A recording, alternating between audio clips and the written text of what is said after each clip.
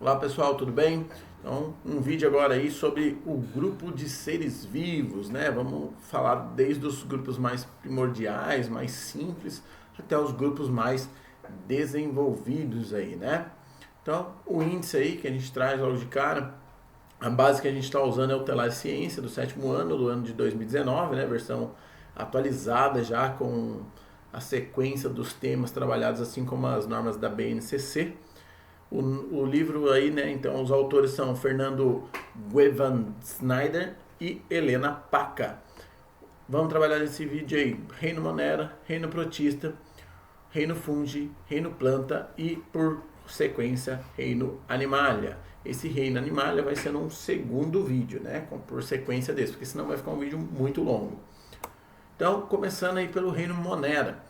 Os organismos presentes no reino Monera são unicelulares, exclusivamente unicelulares, e não apresentam um núcleo celular organizado. Então, organismos que não possuem núcleo celular organizado não possuem membrana do núcleo, aquela membraninha chamada carioteca. Então, se são organismos que são da era antes dos possuidores da carioteca, eles são procarioteca. Então, procariontes, né? São desse reino, então, as bactérias, organismos aí microscópicos. A gente tem uma imagem aqui, né, obtida por microscopia eletrônica, né, com uma potência de visualização muito melhor do que o microscópio óptico. A gente consegue até captar uma imagem em 3D, né, colorida artificialmente aqui, né, para que consiga atingir esse nível de imagem. Né? Cada bactéria tem cerca de 3 micrômetros, o que é equivalente a gente pegar os 3 milímetros, né, pegar uma unidade de milímetro e dividir por 1000. Então, equivale a 0,0003 centímetros. Beleza? Uma casa a mais aqui, porque ele considerou centímetro e não milímetro. Beleza? Vamos lá. Reino protista, né? Ou também protoctista, muitas vezes se escreve, mas a forma correta de se ler é protista. Tá bom? Os protistas que se alimentam de outros organismos são chamados de protozoários e são todos unicelulares, são sempre formados por uma única célula. Estão ainda neste grupo as algas. Por que ele traz aqui como se alimentam de outros organismos? São os protozoários. E o outro grupo, algas.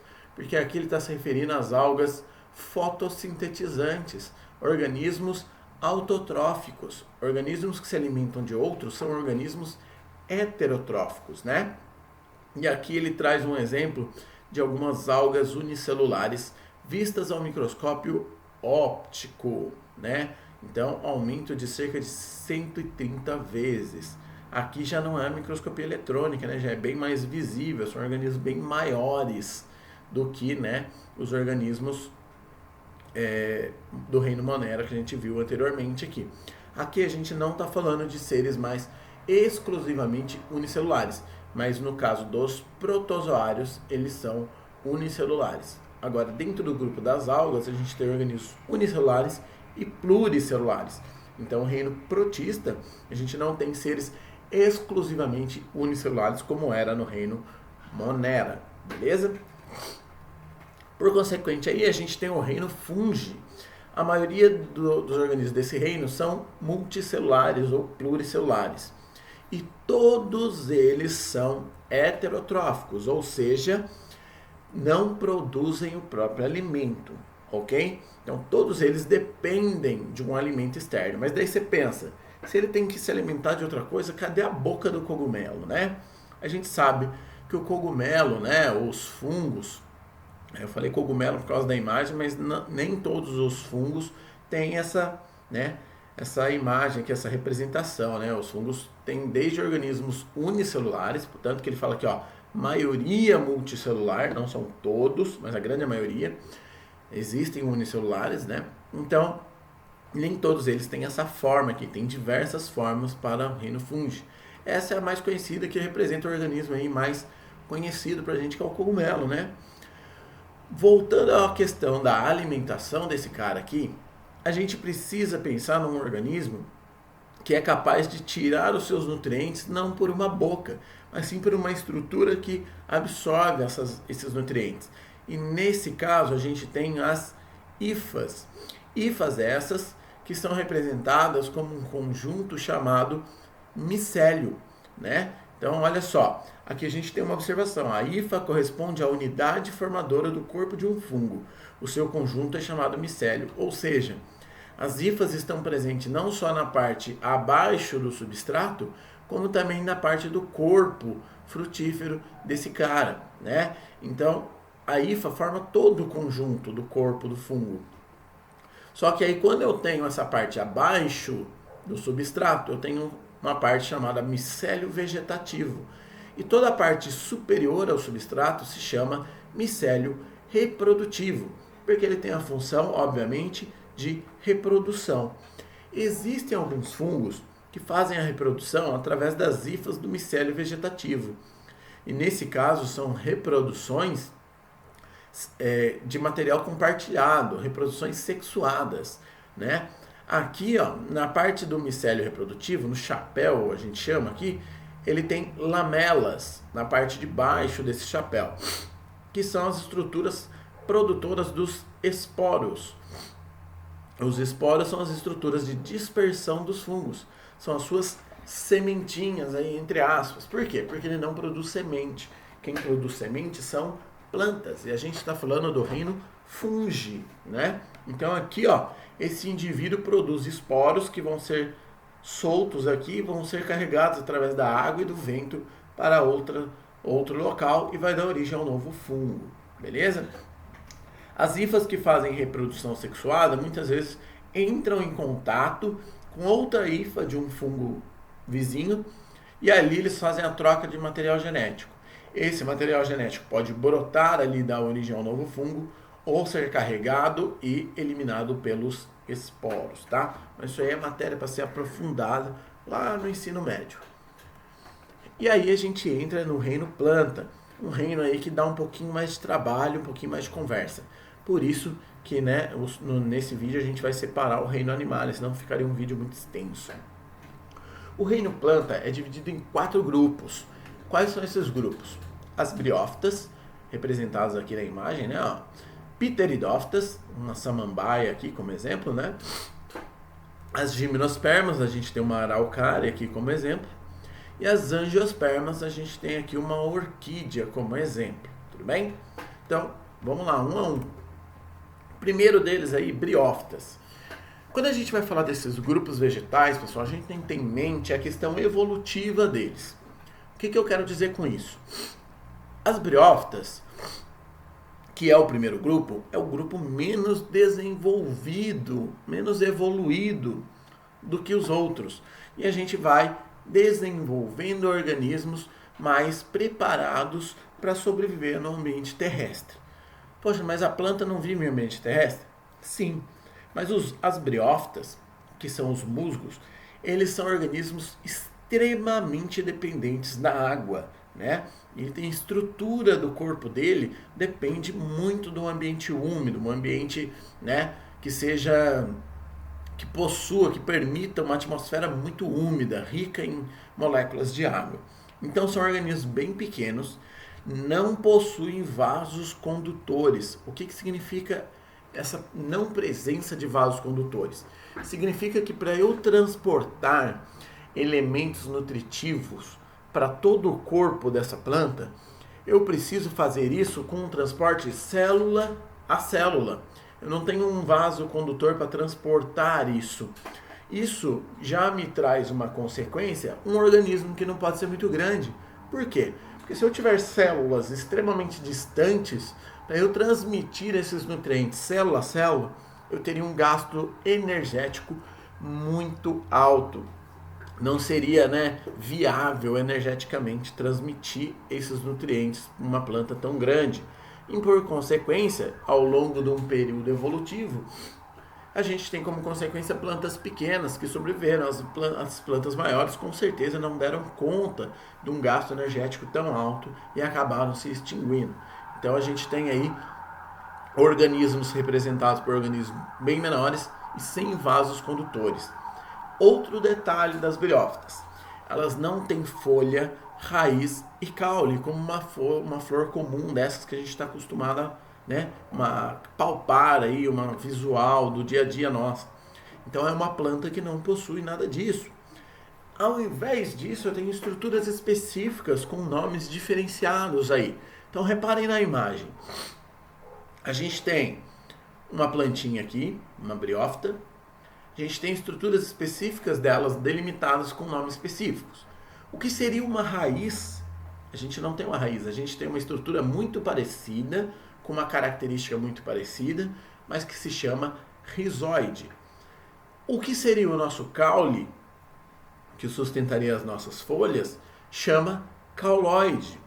O que seriam as folhas, bem pequenas e primitivas, não são folhas, são filóides. E a gente ainda tem estruturas reprodutivas que se chamam haste, cápsula e, de fato, as estruturas reprodutivas chamadas de esporos.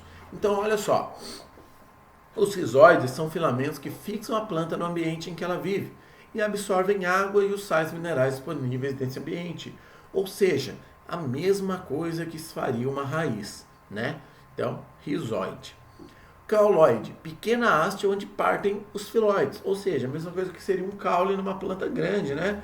Uma haste que sustenta as folhas. E os filóides, estruturas clorofiladas capazes de fazer a fotossíntese. Ou seja, todos eles seguem um padrão como se fosse uma planta normal, né? Lá do meu reino Pteridófita ou Gimnosperma e Angiosperma. Mas não, temos estruturas primitivas aqui. E aqui eu ainda posso dividir essa planta em duas áreas específicas. O gametófito, que é a planta em si, e a estrutura reprodutiva, que se chama esporófito. Mas o aprofundamento desse tema é trabalhado lá no 3º ano do ensino médio. Então, para a gente aqui, basta saber as estruturas principais, né? Rizóide, cauloide, filóide, e entender que essas estruturas estão presentes em plantas pequenas, sem vasos condutores, e são agrupadas em um grupo chamado briófitas, que são, né, aí um exemplo, os musgos, beleza? Então aqueles musguinhos pequenininhos lá nas rochas, na beira de uma cachoeira, por exemplo, cada carinha pequenininho daquele, quase que microscopicamente tem essa estrutura aqui, tudo bem? Então, vamos ver aí o grupo seguinte. Pteridófitas é o próximo grupo desse, né, do reino planta nessa escada evolutiva aí. Então, olha só, quem representa esses caras? Samambaias e avencas. Repare que ele traz pra gente o seguinte, ó, são estruturas maiores que as briófitas, ou seja, já é maior que o grupo anterior. Só de você imaginar uma samambaia, né, representada aqui na imagem em cima de mim, ou meio para o canto aí de mim, eu tenho uma samambaia aqui, né, uma planta muito maior. Muitos de vocês provavelmente já devem ter visto alguma vez na vida uma samambaia aí plantada num vaso ou numa beira de estrada em regiões muito úmidas, como serras, por exemplo, né? E a diferença principal entre ela e as briófitas é a presença de vasos condutores. E agora já é fácil para vocês começarem a imaginar por que essas plantas são maiores do que as outras, né? Eu falei que em briófitas o transporte das substâncias entre, né, as células dessa planta são realizadas célula a célula. Se agora eu tenho um organismo um pouco mais evoluído, que possui vasos condutores de seiva ali, né, xilema e floema, que vão carregar essas substâncias da raiz e das folhas, significa que agora, para eu transportar esses elementos célula a célula, eu faço isso de forma muito mais eficiente, né? Gasto muito menos energia do que o meu grupo anterior lá. Isso me permite um crescimento maior. Por quê? Porque eu consigo transportar de forma muito mais fácil agora esses nutrientes. Então isso me permite plantas com estruturas maiores, né? A grande diferença entre as briófitas e as pteridófitas está aí. Por quê? Por causa da presença dos vasos condutores. O que eu posso diferenciar também na questão da planta? Se eu pegar uma pteridófita, eu tenho uma estrutura nítida, reconhecida agora como folha, não mais filóides. Porém, eu não tenho caule ainda. Eu tenho um caule rastejante, que o nome correto é rizoma, né? Então eu tenho um rizoma, não tenho um caule verdadeiro ainda. Mas já possuo as minhas raízes. Então as minhas pteridófitas, elas têm que ter uma base rastejante, que chama rizoma, que vai dar origem às minhas raízes para se fixar ao substrato e vai dar origem às minhas folhas. Estão vendo essa folha diferenciada aqui do lado? Essas folhas diferenciadas são folhas jovens, então elas começam enroladas e vão se desenrolando. Uma outra característica legal de ver aqui é que, se você pegar uma samambaia, e infelizmente eu não separei uma imagem disso aqui agora, mas todo mundo que já viu uma samambaia já viu que embaixo das folhas existem vários pontinhos marronzinhos. Esses pontinhos são chamados de soros. E dentro de cada soro, que são pequenas bolsinhas, existem vários esporos ou poros, mas o certo é esporos. Os esporinhos ficam lá dentro dos soros, abaixo da folha. São suas estruturas reprodutivas, ou seja, quando o soros estoura, os esporos caem e ainda assim são transportados pelo vento e pela água. Então olha só na questão evolutiva. A gente vem de briófitas, plantas extremamente pequenas e delicadas ali, não possuem vasos condutores e dependem exclusivamente da água. Agora a gente tem um reino, né, um grupo de pteridófitas um pouquinho mais desenvolvido, pois possuem vasos condutores e possuem um crescimento maior. Agora tem estruturas já como definidas como folha e raízes. Porém, a minha estrutura reprodutiva continua sendo os esporos e continuo dependendo do vento e da água para transportar esse meu esporo para o ambiente, para que eu dê origem ao novo indivíduo, longe do indivíduo pai ou mãe ali. Beleza? Então prestem muita atenção nisso. Por quê? Porque eu tenho que entender esse conceito para eu entender por que os próximos grupos são mais desenvolvidos do que ele evolutivamente. Então, olha só. O próximo grupo aí que a gente tem são as gimnospermas. São conhecidas como coníferas, e eu já vou explicar o porquê esse nome. Quem que está nesse grupo aí? Os pinheiros e as araucárias.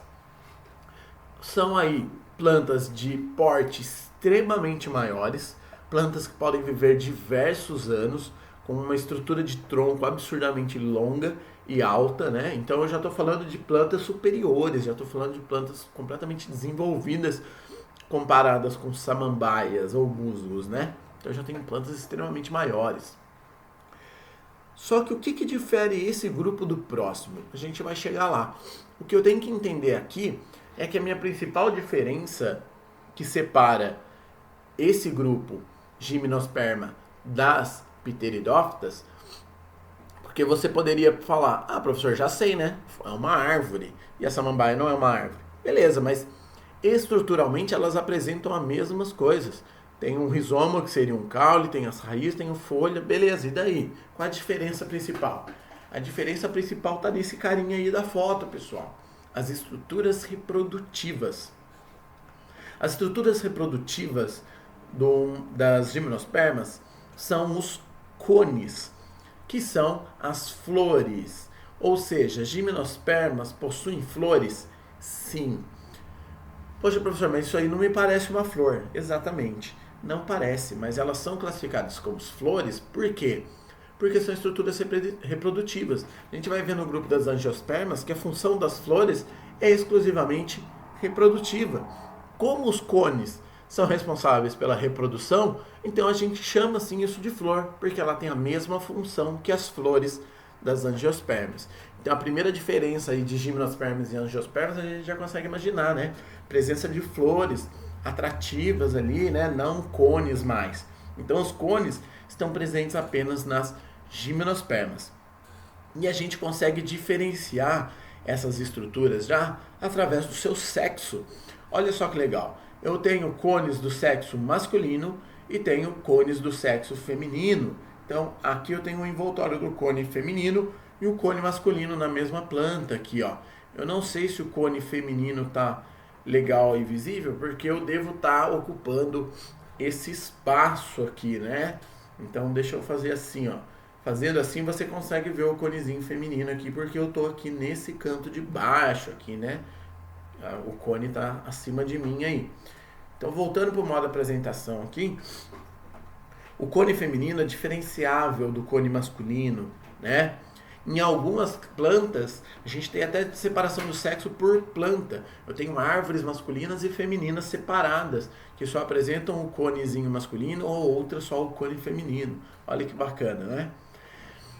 Qual que é a característica desse cone aí? O que significa esse cone? Você já deve ter visto isso andando aí em alguns parques ou cidades que tem muito dessa planta, né? Cidades mais frias, cidades de serra, Campos do Jordão, Serra Mineira ali, né? Itajubá, Venceslau Braz, Delfim Moreira, por exemplo, são cidades do sul de Minas aqui, serranas, que tem esse exemplo aqui, né? Marmelópolis e por aí vai, Maria da Fé e tudo bem. A ideia aqui é a seguinte, pessoal. Imagina, vocês já viram essa estrutura jogada, caída aos pés dessas árvores, né? Porque ela cai depois de um tempo, né? Mas o que vocês já devem ter visto também, e talvez não tenham se ligado, é que existe um carinha que sai dessa planta e que a gente costuma comer, né? Algumas pessoas costumam comer, que se chama pinhão. O pinhão nada mais é do que a semente das gimnospermas. É a semente desenvolvida pronta para dar origem a uma nova planta, a uma nova árvore.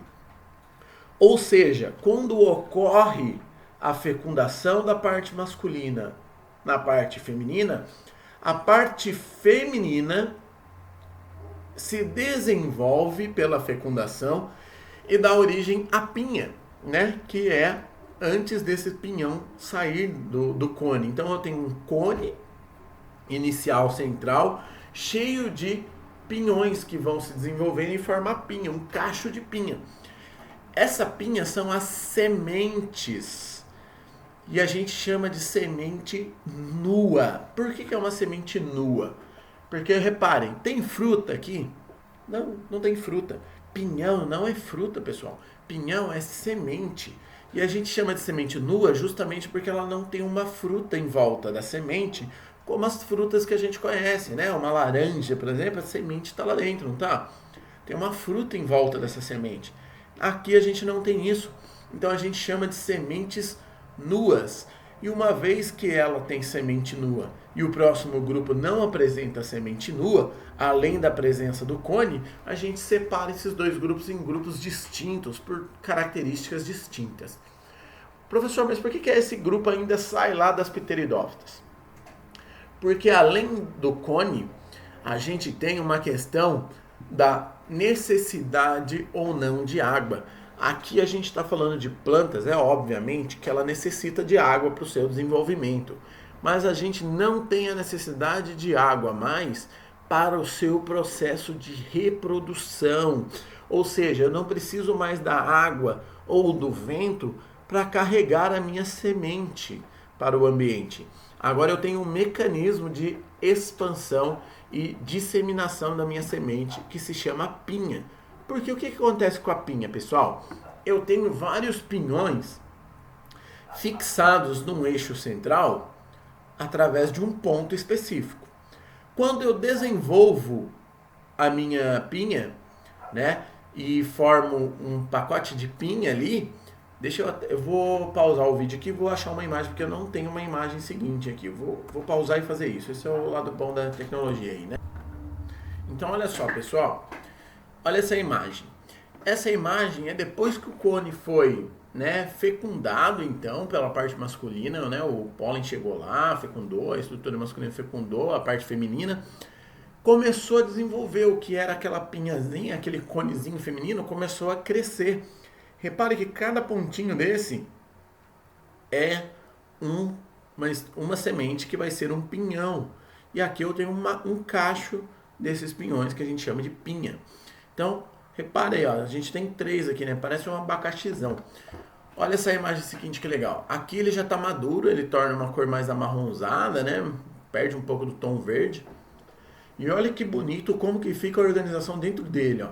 Cada semente está presa por um ponto específico, único, aqui no que era o cone inicialmente. Então o que acontece? Quando elas vão crescendo de tamanho, vão aumentando e o eixo vai ficando pequeno para elas, então você pensa, eu tenho um eixo principal, tenho 5 caras aqui, eles vão crescendo. Chega uma hora que aquele espaço fica limitado. Quando esse espaço fica limitado, o que acontece com ele? Ele estoura, né? Pressão ali, ela estoura. Quando ela estoura, o que acontece? Cada semente é arremessada alguns metros adiante de onde ela está. Como essas árvores são altas, o que acontece? Essa semente pode cair bem distante, né, da árvore mãe ou árvore, né, responsável aí por explodir essa pinha. Então vai dispersando essa semente ao longo do tempo e vai dominando mais o ambiente terrestre onde ela vive, beleza? Então aqui a gente perde, né? A gente deixa de necessitar da água para fazer o processo reprodutivo. Por isso é tão importante essa ideia, né, de evolutiva de caminhos a ser seguidos pela planta. Quando eu vou me distanciando da necessidade da água, isso me representa a minha falta de necessidade dela, então eu posso dominar o ambiente terrestre, ou seja, eu tenho mais autonomia para me desenvolver no ambiente terrestre. Sendo assim, a gente passa para o próximo grupo, que é o último grupo aí, mais desenvolvido para o ambiente terrestre, com estruturas mais complexas, né, de desenvolvimento, que são as angiospermas. Qual que é a principal diferença das angiospermas para o grupo anterior, gimnospermas? A presença de frutos. Pessoal, ou seja, ela é igual uma gimnosperma. Tem caule, raiz, grande, pode ser pequena. Ela tem folhas, tem flores, assim como as, né, gimnospermas. Porém, agora eu tenho flores extremamente desenvolvidas, com várias estruturas complexas. Eu tenho cores variáveis, eu tenho estruturas variáveis, formatos variáveis. Por que eu vario tanto isso? Porque agora eu posso até escolher o tipo de agente polinizador que eu quero. Por exemplo, plantas que dependem de um animal mais delicado para transportar o seu grão de pólen, ela tem flores com pétalas um pouco mais fechadas, forçando que o indivíduo que queira pegar o pólen, ali, o néctar da planta, tem que ter estruturas finas e compridas, por exemplo, um beija-flor, borboletas. Se eu quero que qualquer animal leve a minha semente e espalhe para algum lugar, eu faço um fruto pequeno que um passarinho possa comer e vai eliminar as minhas sementes longe daqui através das fezes. E por aí vai, eu tenho estruturas desenvolvidas de acordo com o tipo, né, que eu quero aí de dispersão. Eu trouxe aqui essa imagem do ipê amarelo como um exemplo pelo seguinte: quando a gente fala em fruto, pessoal, a gente não está falando só da laranja, do mamão, da manga, da melancia. Não.